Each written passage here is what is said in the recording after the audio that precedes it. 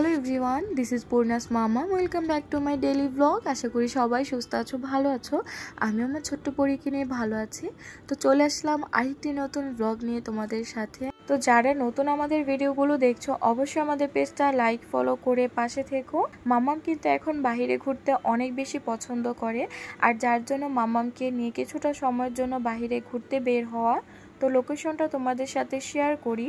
এটা হচ্ছে মাওয়া সনবাড়ি Srinagar Wonderland park. তো আমি অনেক সময় ঢাকা আসা যাওয়ার সময় আমি বাহির থেকে পার্কটা জাস্ট দেখেছি, বাট ভিতরটা কেমন সেটা আমি জানি না। আমি ফার্স্ট টাইমের মতো এসেছি, তাও আবার মাম্মামকে নিয়ে।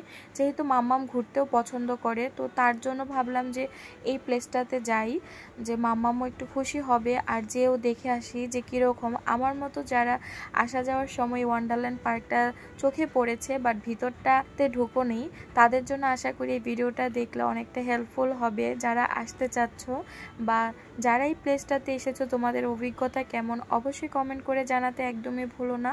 কে কোন জেলার থেকে দেখছো অবশ্যই কমেন্ট করে জানিও। তো টিকিট মূল্য 100 টাকা করেছিল, খুবই রিজনেবল প্রাইস জনপ্রতি। তারপর হচ্ছে কিছুটা সময় হাঁটাহাঁটি করার পর এখানে একটু রেস্ট নিচ্ছিলাম। তো এখানে আমি আইসক্রিম নিয়েছিলাম আমার জন্য, আরও স্ন্যাক্স আছে, ফুচকা, চটপটি, মিনারেল ওয়াটারও তোমরা পেয়ে যাবা। তারপর আমরা যেটাতে প্রবেশ করছি এটা হচ্ছে ডাইনোসর গুহা। তো এটা হচ্ছে টিকিট তোমরা যখন পারচেস করবে তাদের থেকে, সেটাতেই তারা বলে দিয়েছে যে ডাইনোসর গুহা এই রাইডটা তোমরা ফ্রি পাবা। তো ভেতরটা ভালোই ছিল, বাচ্চারা কিন্তু বেশি খুশি হবে, ডাইনোসর কিছু কিছু মুভমেন্ট করছিল। আমার কাছে মোটামুটি পার্কটা সবটা মিলিয়ে ভালোই লেগেছে, বাচ্চাদের জন্য ভালো। আর বিকেলবেলা যদি বাচ্চাদের নিয়ে বের হতেই হয় ঠিক এরকম একটা প্লেসে আসতে পারো।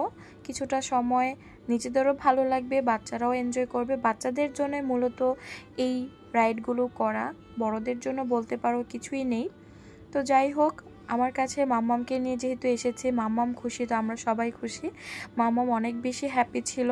মাম্মামকে নিয়ে আমি ফার্স্ট টাইম এরকম কোনো প্লেসে এসেছি, কারণ যখন ও ছোটো ছিল আমি এরকম পার্কে একদমই আসিনি।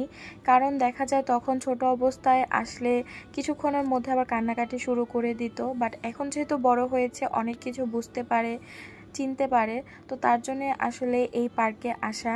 আর যখন ছোট ছিল তখন বেশিরভাগই বের হতাম ডক্টর দেখানোর জন্য বা ওর জন্য কিছু কেনাকাটা করার জন্য।